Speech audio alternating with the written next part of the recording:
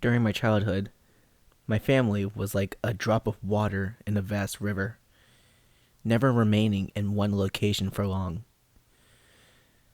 We settled in Rhode Island when I was 8, and there we remained until I went to college in Colorado Springs. Most of my memories are rooted in Rhode Island, but there are fragments in the attic of my brain which belong to the various homes we had lived in when I was much younger. Most of these memories are unclear and pointless. Chasing after another boy in the backyard of a house in North Carolina, trying to build a raft to float on the creek behind the apartment we rented in Pennsylvania, and so on.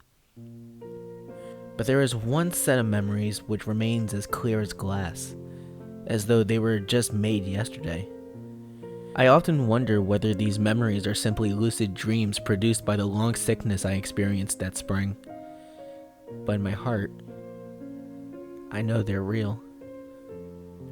We were living in a house just outside the bustling metropolis of New Vineyard, Maine.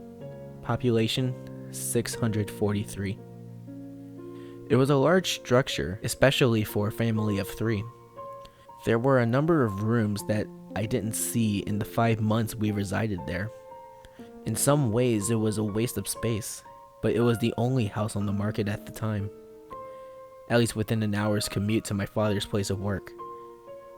The day after my 5th birthday, attended by my parents alone, I came down with a fever. The doctor said I had mononucleosis, which meant no rough play and more fever for at least another 3 weeks. It was horrible timing to be bedridden. We were in the process of packing our things to move to Pennsylvania, and most of my things were already packed away in boxes, leaving my room barren. My mother brought me ginger ale and books several times a day, and these served the function of being my primary form of entertainment for the next few weeks. Boredom always loomed just around the corner, waiting to rear its ugly head and compound my misery. I don't exactly recall how I met Mr. Widemouth. I think it was about a week after I was diagnosed with mono. My first memory of the small creature was asking him if he had a name. He told me to call him Mr. Widemouth, because his mouth was large. In fact, everything about him was large in comparison to his body. His head, his eyes, his crooked ears. But his mouth was by far the largest. "You look kind of like a Furbie," I said as he flipped through one of my books. Mr. Widemouth stopped and gave me a puzzled look. "Furbie? What's a Furbie?" he asked. I shrugged. "You know, the toy. Little robot with the big ears. You can pet and feed them almost like a real pet." "Oh." Mr. Widemouth resumed his activity. "You don't need one of those. They aren't the same as having a real friend." I remember Mr. Widemouth disappearing every time my mother stopped by to check in on me. "I lay under your bed," he later explained. "I don't want your parents to see me because I'm afraid they won't let us play anymore."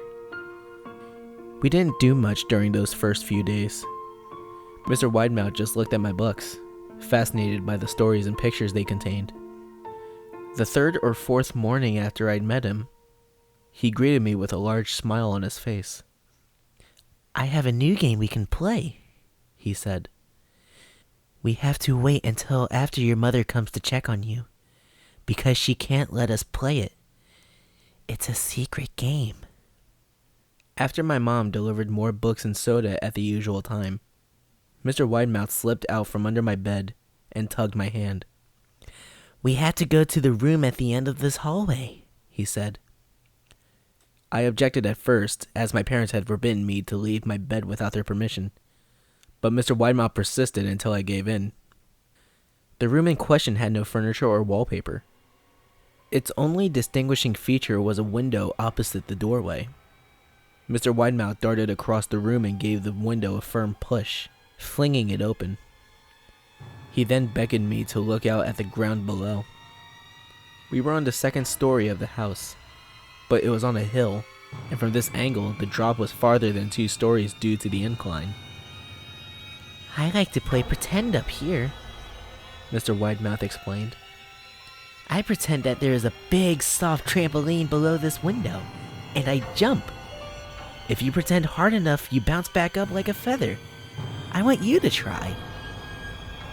I was a 5-year-old with a fever, so only a hint of skepticism darted through my thoughts as I looked down and considered the possibility.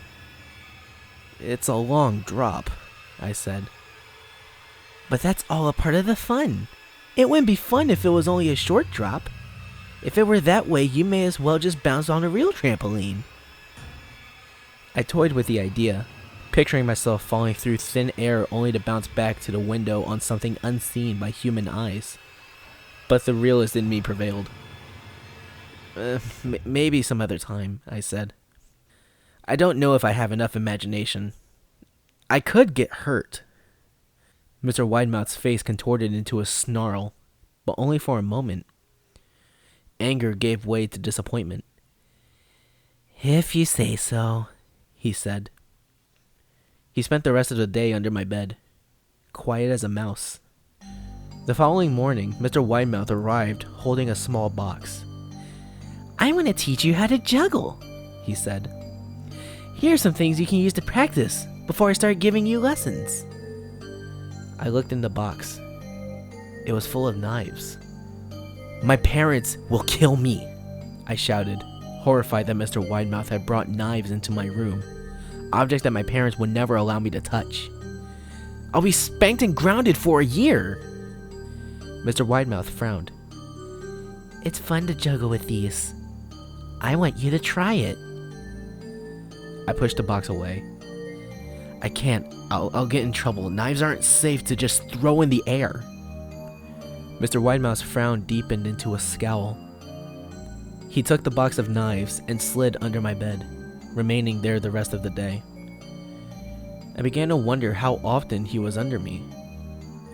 I started having trouble sleeping after that. Mr. Widemouth often woke me up at night, saying he put a real trampoline under the window. A big one that I couldn't see in the dark. I always declined and tried to go back to sleep, but Mr. Widemouth persisted. Sometimes he stayed by my side until early in the morning, encouraging me to jump. He wasn't so fun to play with anymore. My mother came to me one morning and told me I had her permission to walk around outside. She thought the fresh air would be good for me, especially after being confined to my room for so long. Ecstatic, I put on my sneakers and trotted out to the back porch, yearning for the feeling of sun on my face.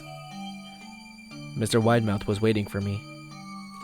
"I have something I want you to see," he said.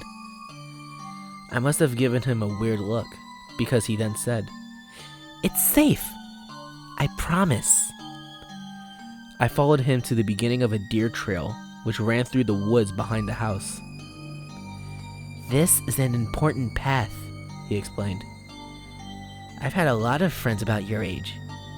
When they were ready, I took them down this path to a special place. You aren't ready yet, but one day, I hope to take you there." I returned to the house, wondering what kind of place lay beyond that trail.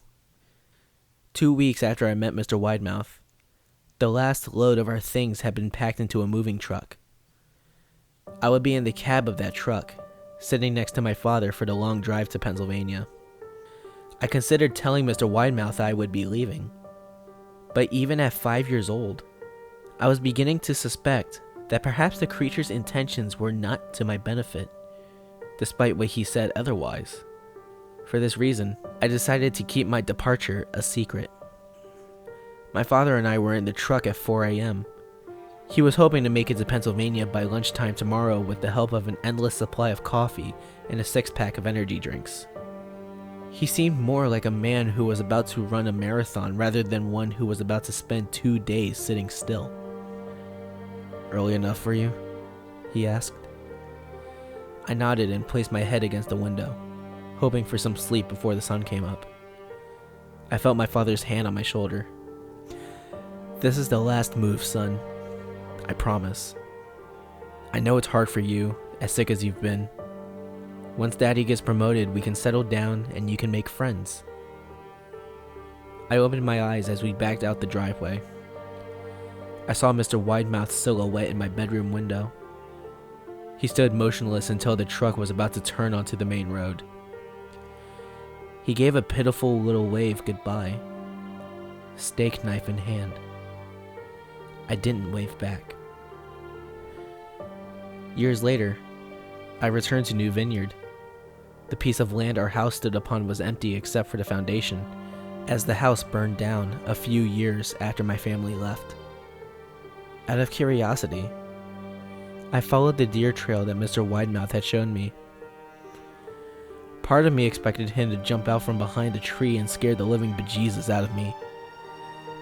But I felt that Mr. Widemouth was gone, somehow tied to the house that no longer existed.